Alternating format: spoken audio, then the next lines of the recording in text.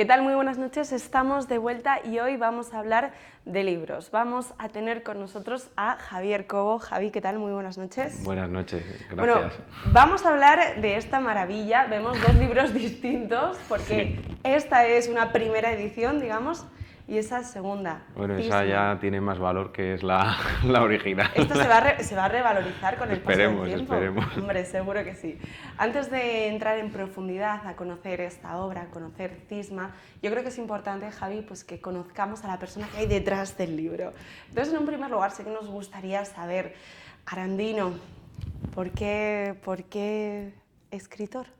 Pues yo creo que lo he mamado desde pequeñito, o sea, mi madre es profesora de literatura y en mi casa siempre nos hemos criado con un libro entre las manos.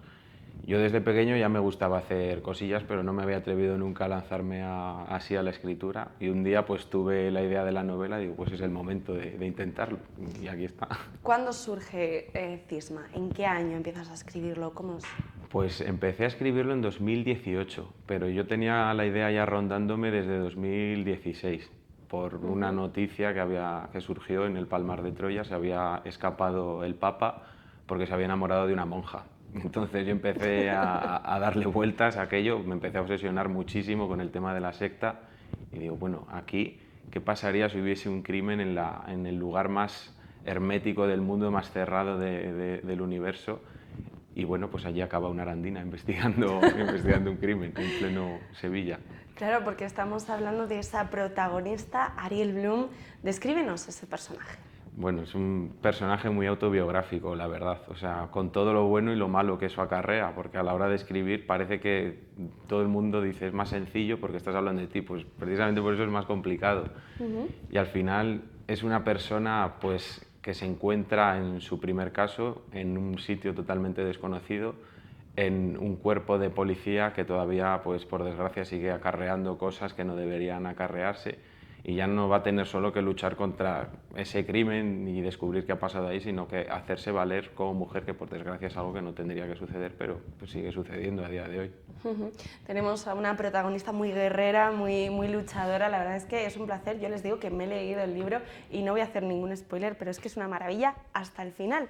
Y una cosa que sí que me gustaría, Javi, hablar es ese argumento, ¿no? Ese Palmar de Troya. ¿Cómo es el proceso de investigación? Porque el motivo ya nos lo has contado, pero ¿cómo es todo este proceso?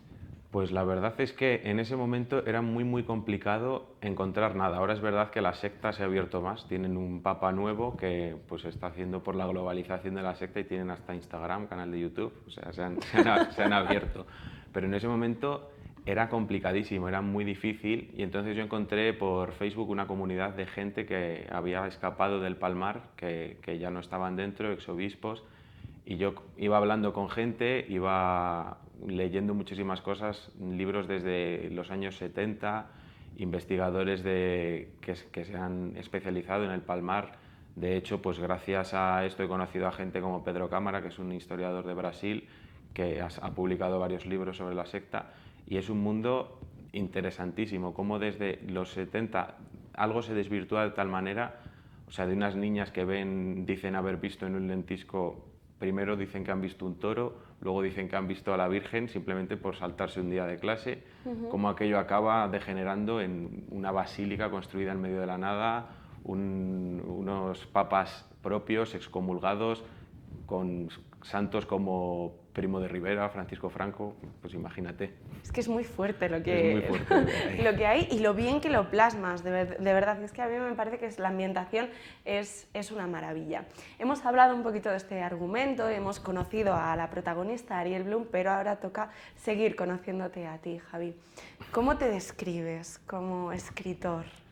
Bueno, esa pregunta es muy complicada porque yo no sabría describirme. Yo creo que al que le guste la novela negra pues va a encontrar en el libro pues muchas cosas de lector de novela negra, que al final es lo que a mí más me mueve y lo que más me gusta leer. Es verdad que sin influencias como por ejemplo Mary Higgins Clark, pues yo no me habría lanzado a la escritura del libro. Así que definirme como escritor, no sé, mejor que me defina el que lo lea, ¿no? Porque hay alguno que dirá que escribo bien y otros que escribo muy mal. No, hombre, Esperemos que no, pero... Eso ya te digo que no creo. ¿Cómo ha sido el proceso? Porque comentaba al principio de la entrevista que estamos viendo dos publicaciones distintas, dos ediciones distintas, y es que esta primera es autoeditada. ¿Por qué tomas esta decisión y cómo es ese proceso de autoeditar un libro? Pues la verdad es que yo no me había planteado la idea de autoeditarlo en ningún momento. Tenía el libro acabado y yo había empezado a escribir ya la continuación, y cuando terminé de escribirla dije, pues es el momento de registrar la obra y lanzarme a mandarlo a editoriales. Y yo la verdad es que peco de poca paciencia, había mandado el manuscrito y como vi que en un mes no me respondía nadie, pues dije, pues a la aventura, lo publico, porque el tema del Palmar era algo que estaba empezando a explotar ya. De hecho, creo que el año pasado se estrenó un documental y están saliendo cosas. Digo, es el momento de hacer esto, no vaya a ser que a alguien se le ocurra la idea y yo tengo esto aquí. Claro. Y me lancé a publicarlo en Amazon, que yo es una decisión que hay que pensárselo mucho, porque tiene sus pros y tiene sus contras, también es verdad. Pero bueno, salió bien la jugada, el libro empezó a funcionar, que yo me quedé muy sorprendido por cómo empezó a funcionar aquí en Aranda y cómo estaba llegando a muchas partes. Y al final una editorial decidió apostar por él y aquí estamos. Yo contentísimo porque ahora el libro está al alcance de cualquiera en cualquier punto de España que lo quiera conseguir. Que además es una cosa que haces mucho hincapié también, ¿no? El hecho de, te he visto por redes sociales, de apoyar al pequeño comercio y que tenga mayor facilidad cualquier librería poder conseguir este libro, ¿no? Porque yo personalmente, que a lo mejor no debería decirlo, pero yo no estoy muy a favor de Amazon. Es verdad que es una plataforma a la hora de publicar que tienes esas facilidades, pero no me gusta la política que tiene de venta y yo creo que hay que apoyar eso, pequeñas librerías, pequeños comercios, sobre todo comercios de aquí de Aranda, que han apostado por la novela desde el principio, que se ponían en contacto conmigo para venderla y para distribuirla como todo libro y tal. Pues hay que apostar por esta gente y que además es que son bastiones de la cultura aquí, que es lo que nos queda.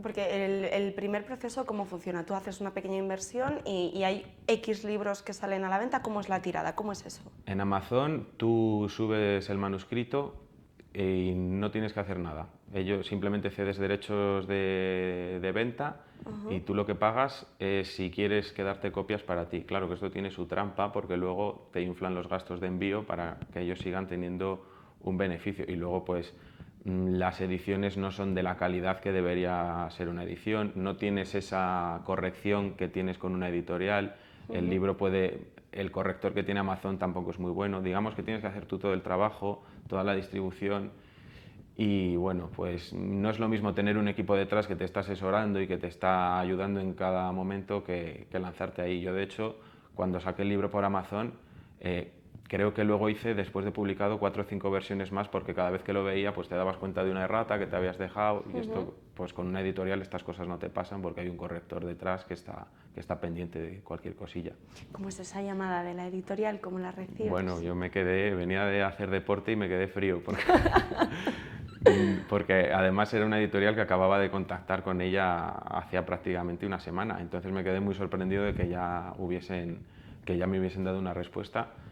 Y yo no me lo pensé porque tenía 2 ofertas, pero decidí apostar por una editorial más pequeña porque me daba a mí más confianza de decir, no voy a ser un nombrecito dentro de una editorial más grande, me daban más confianza el equipo, el trato con ellos en todo momento ha sido magnífico y yo estoy muy contento con cómo ha quedado la edición. Porque, bueno, es que se ve la diferencia, yo creo. Tú antes que has estado con el libro... Pues... Sí, lo he estado echando un vistazo y sí que es cierto que se ve un trabajo distinto. Estabas diciendo que al principio de publicar con Amazon, pues que de repente eres tú quien tiene que hacer todo el trabajo. De hecho, yo recuerdo haber visto por Aranda, seguro que ustedes también lo han visto, folios con un código QR y con la carátula del libro. Yo te digo, antes de preguntarte, que en mi caso funcionó, porque yo me paré y dije, ¿pero y esto? Pero ¿a quién se le ocurre esta idea? ¿Se te ocurre a ti? Sí. ¿Y cómo lo haces? Porque lo veía la única manera de promocionarlo. A ver, sin un duro, autopublicando y sin nada, digo, pues voy a hacer unas fotocopias y por lo menos que la gente lo vea. Y nada, estuve poniendo por aquí carteles por Aranda, me fui a Burgos a poner carteles también, o sea, cubrí las ciudades. Luego eso es muy frustrante cuando vas paseando y ves que alguien los ha arrancado o que tal. Dices, bueno. Por favor, señores, no arranquen los carteles que vean por ahí, que alguien les hace un gran favor. Hemos hablado de este género de novela, entiendo que es en el que te sientes más cómodo. No sé si te has planteado tocar otros géneros. Sí, la verdad es que sí. Ahora mismo estaba escribiendo un proyecto de novela y lo he tenido que pausar precisamente por cisma. Pero me siento muy cómodo con la novela negra, me siento muy cómodo también con el personaje de Ariel y con el universo que estoy creando a su alrededor, pero sí me gustaría probar otras cosas nuevas, cambiar de tercio, cambiar de personajes, y ahora mismo lo que tenía entre manos era un dramón, pero un dramón.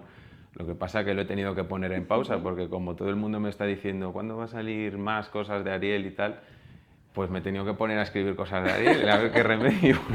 Claro, siguiente pregunta. ¿Cuándo van a salir más cosas de Ariel? ¿Para cuándo esa segunda publicación? Yo espero que para Navidades, para antes de Navidades del año que viene, porque también quiero darle un tiempecito a que el libro, ahora que está recién publicado, porque ha salido el 6 de enero, pues que se vaya moviendo, pero la segunda parte de la novela está escrita. Yo estoy muy contento con cómo ha quedado. Es verdad que es un libro más complicado, es bastante más largo, tiene mucho más argumento, pero por la gente de la zona yo creo que le puede gustar porque ya no estamos en Sevilla, estamos en Burgos y estamos en Aranda. Y yo espero que eso, para antes de Navidades del año que viene, que funciona muy bien lo de la venta de libros en esa época, tengamos la segunda parte de la trilogía. Espero y deseo. Trilogía, o sea que esperamos 3. Esperamos 3, esperamos 3. ¿Qué más nos puedes adelantar de esta segunda publicación? Bueno, pues digamos que es una novela que mezcla mucho la historia con la actualidad. Hay una parte de historia ficticia ambientada en Burgos y ambientada en pueblos de aquí de la zona. Te digo, Aranda, Villalmanzo, Lerma se mencionan, Fresnillo, que además hay que hacer gala de mi tierra. Claro. Y tenemos personajes nuevos porque Ariel ya no está en Utrera y el equipo de allí pues se queda allí. Y tenemos a una Ariel que acaba muy tocada por los eventos del libro anterior, que se tiene que encontrar desde cero y estamos viviendo en todo momento su evolución psicológica y su evolución como profesional en la policía. O sea, digamos que ya no es su primer caso, ya tiene tablas en el asunto. Y la verdad es que es un libro que yo estoy muy contento, pero también es muy autobiográfico y ha costado mucho trabajo escribir. Javi, no te voy a seguir haciendo preguntas porque es que, claro, yo que ya me lo he leído, me quedo con muchas ganas de saber qué ha pasado con muchos de esos compañeros de Ariel. ¿Sabes por dónde voy, no? Sí, sí. Esa historia de amor que está también en este libro que vamos a poder disfrutar. Mira, Javi, yo tengo que decirte que es un placer poder leerte una novela tranquilamente en el que brinden con Ribera del Duero. Sí, eso es importante. Que caminen por la calle Isilla y que haya todas estas referencias que te hacen meterte aún más en la historia. Ha sido un placer. Pues muchísimas gracias, me alegro. Ya sabes que cuando haya siguiente publicación aquí te esperamos. Bueno, yo encantado de traerosla. Muchas gracias. Nosotros ahora hacemos una pequeña pausa para la publicidad y volvemos enseguida. No se vayan.